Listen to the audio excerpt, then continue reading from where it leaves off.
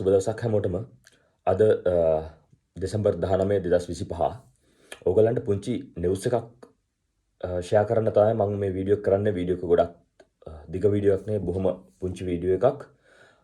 ඕගලන් මේක go through කරන්න මම link එක දාලා තියන්නම් comment section එකේ.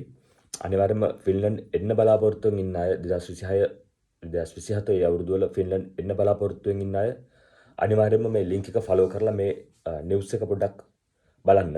මේ නිවුස් එක පබ්ලිෂ් වුණේ අතරම ඊයේ 2025 මේකෙදි කියන්නේ මම නිවුස් එකේ හෙඩ්ලයින් එක ඔයාලට කියවන්නම්. In the future, a student visa will no longer be a family ticket to Finland. හරිද? In the future, students will come to study, not to support their family with Finnish social security. මේක ඇත්තටම Finland government එකෙන් announce කරලා තියෙන්නේ. මේකේ සමරි එක තියෙන්නේ ඔයගලන්ට දැන් වීසා ඇප්ලයි කරලා ඔයගලන්ට ෆැමිලි එක පිටින්ම ලංකාවෙන් එන්න පුළුවන් නේ. ෆින්ලන්ඩ් වලට ලංකාවෙන් ඕනම රටකින් ෆැමිලි එක පිටින්ම එන්න පුළුවන්. නමුත් මේගොල්ලන් දැන් ඉන්ට්‍රොඩියුස් කරන්න යනවා. මේක දැන් පබ්ලිෂ් කරලා තියෙනවා නිවුස් එකක් විදිහට ගවර්න්මන්ට් එකෙන්. මේගොල්ලන් දැන් මේක කරන්න යන්නේ ස්ටුඩන්ට් තමයි මුලින්ම chance එක දෙන්නේ. ස්ටුඩන්ට් ඇවිල්ලා අවම වශයෙන් අවුරුද්දක් මෙහි ස්ටඩි කරන්න ඕනේ. අවුරුද්දක් ස්ටඩි කරාට පස්සේ තමයි ෆැමිලි එකට මේගොල්ලන් වීසා ග්‍රාන්ට් කරන්න සූදානම් වෙන්නේ. මේක තමයි නිවුස් එකේ සමරි එක. මේක මේ සම්බන්ධව මේකේ තියෙන ටිකක් නිවුස් එක දිගට තියෙනවා. ඔයගොල්ලන් ඒකේ විස්තර ටික බලන්න මම link එක දාලා තියෙනවා first comment section එකේ first comment එක විදිහට.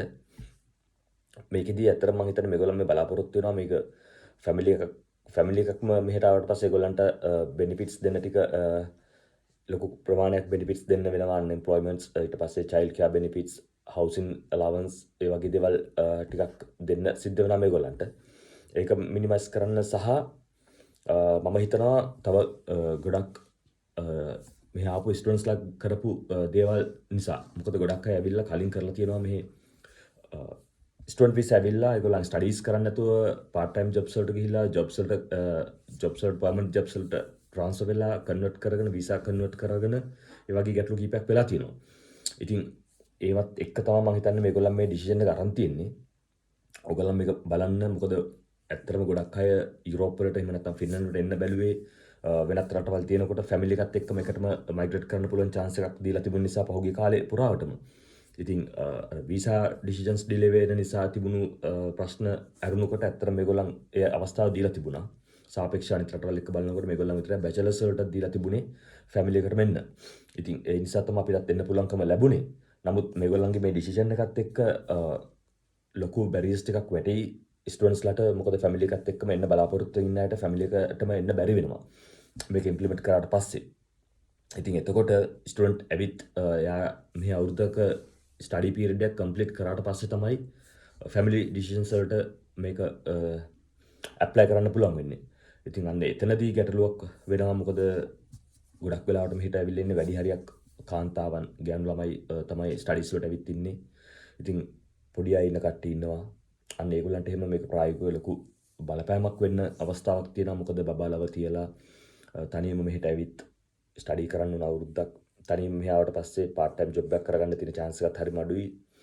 එකක් ස්ටඩීස් වලට යමු වුණාට පස්සේ part time job එකක් කරන්න තියෙන අවස්ථාව අඩු වෙනවා. සහ job වල තියෙන ඔයගොල්ලෝ හැමෝම දන්නවා jobs අඩුයි කියලා. ඉතින් එතකොට ඒ දේවලුත් එක්ක මේකේ බලපෑමක් එනවා. තනියෙන් ස්ටුඩන්ට් කෙනෙක් ආවට පස්සේ මේක නෙගටිව් විදිහට නෙවෙයි මම මේ කියන්නේ. ඔයගලන්ට නිවුස් එක කියන්නේ ඔයගලන්ට රෙඩි වෙන්න මේකට. මොකද ස්ටුඩන්ට් විතරක් මෙහෙට ඇවිත් අවුරුද්දක් ස්ටඩි කරන්න උනොත් මේ කියන විදිහට මේ නිවුස් එක විදිහට මේගොල්ලන් මේක ඉම්ප්ලිමන්ට් කරොත් එතකොට ඔයගලන් ඒක රෙඩි වෙලා ඉන්න. රෙඩි වෙන්න කියන්නේ මොකද්ද කරගන්න තියෙන්නේ ඔයගලන්ට? ඔයගලන්ට කරන්න තියෙන්නේ ස්ටඩීස් වලට අවශ්‍ය ඒ ෆන්ඩ්ස් ටික ලෑස්ති කරගන්න වෙනවා. අවුරුද්දක් මේ ජීවත් වෙන්න අවශ්‍ය සල්ලි ටික හදාගෙන එන්න වෙනවා. සහ පොඩි අය ඉන්න අයට විශේෂයෙන්ම අවුරුද්දට වඩා අඩු අවුරුදු දෙක තුනට වඩා අඩු පොඩි අය ඉන්න අයට මේක ඉම්පැක්ට් එකක් තියෙනවා කියන එක ඔයගොල්ලන් තේරුම් අරගෙන ඒකට අවශ්‍ය විදිහට ඔයගොල්ලන්ගේ පරිසරය වටපිටාව හදාගෙන මේ වැඩේට අත ගන්න.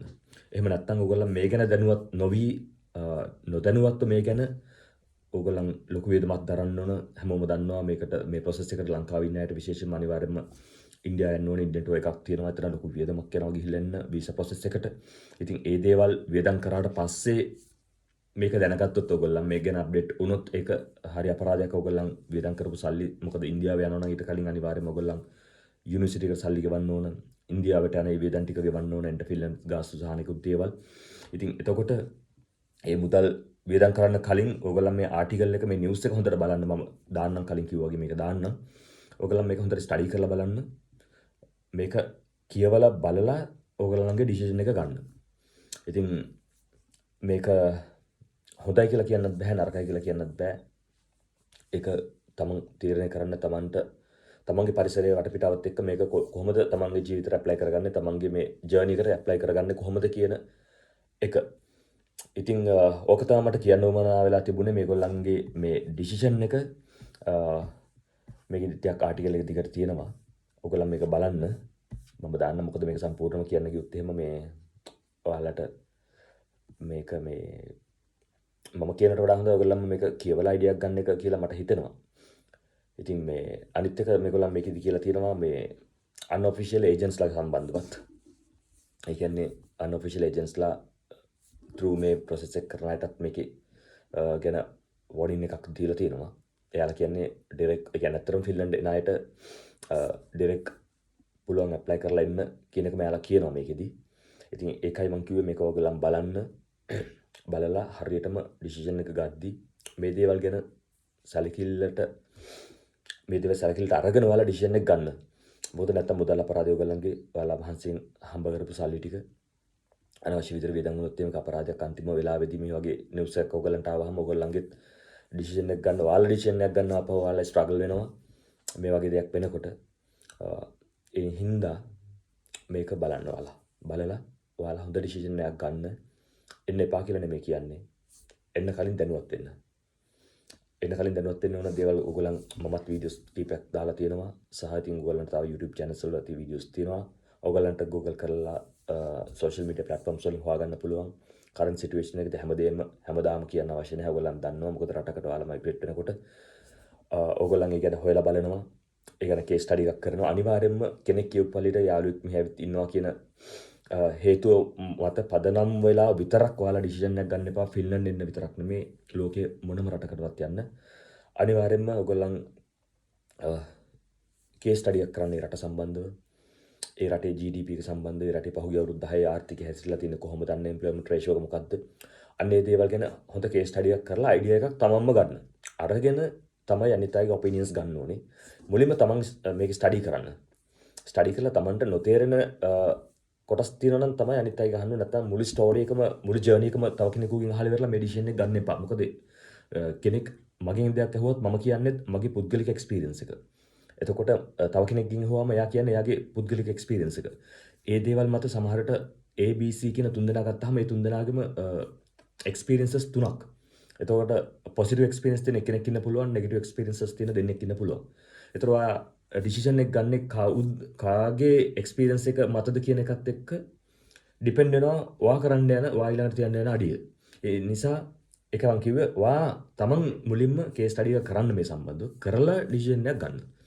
මොකද ඔයාලා ෂෝ මනි වලට ලෑස්ති වෙන්න ඕනේ, යුනිවර්සිටි පේමන්ට්ස් වලට ලෑස්ති වෙන්න ඕන, ඉන්දියන් ටුවර් එකට ලෑස්ති වෙන්න ඕනේ, ඒවට වීසා ඇප්ලයි කරන්න ඕන. ලොකු ප්‍රොසෙස් එකක්. මේක අමාරු ප්‍රොසෙස් එකක් නෙමෙයි. නමුත් සාපේක්ෂව අනිත් රටවල් වලට වඩා ටිකක් දිග ප්‍රොසෙස් එකක්. යම් කාලයක් ගත වෙන ප්‍රොසෙස් එකක් මේක. ඉතින් ඒ නිසා මේ ගැන හොඳ අවබෝධයෙන්, මේ ගැන අවධානය ලක් කරලා මේක හොඳට බලලා ඔයගලගේ ඩිසිෂන් එක ගන්න. එහෙනම් good luck